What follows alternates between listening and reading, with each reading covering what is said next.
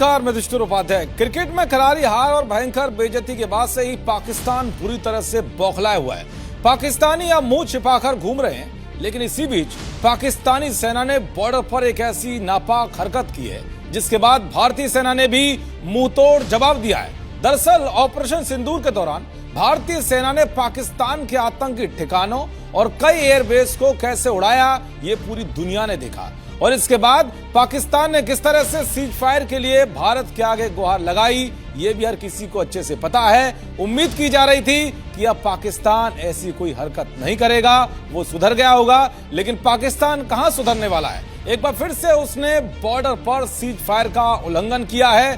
पाकिस्तान ने यह हरकत जम्मू और कश्मीर के हंदवाड़ा सेक्टर में एलओसी पर की है। पाकिस्तानी सेना ने भारतीय सेना के ठिकानों पर गोलीबारी की।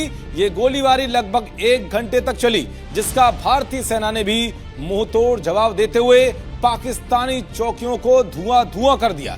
भारतीय सेना ने जवाबी कार्रवाई में पाकिस्तानी पोस्टों को भारी नुकसान पहुंचाया है। भारतीय सेना के जवानों ने पहले से महज उकसावे की कार्रवाई मानते हुए संयम बरता, लेकिन जब गोलीबारी की तीव्रता बढ़ने लगी तो उन्होंने भी जवाबी में फायरिंग की। इससे पहले भी इसी महीने की शुरुआत में पुंछ जिले के बालाकोट सेक्टर में संदिग्ध घुसपैठ की कोशिश को भारतीय सेना ने नाकाम किया था। उस दौरान भी दोनों की ओर से छोटे हथियारों से भारी गोलाबारी हुई थी। यानी कि पाकिस्तान बार बार पिटाई खाने के बाद भी सुधरने का नाम नहीं ले रहा है। दरअसल पाकिस्तान की फितरत रही है कि वो एलओसी पर गोलीबारी की आड़ में आतंकियों को भारतीय सीमा में घुसपैठ कराने की कोशिश करता है, लेकिन भारतीय सेना की मुस्तैदी के चलते उसके सारे मंसूबों पर पानी फिर जाता है और ये जिहादी मारे जाते हैं। दरअसल पाकिस्तान अपने भुखमरी और लगातार वहां हो रहे टीटीपी और बीएलए के हमलों पर ध्यान देने के बजाय भारतीय सीमा पर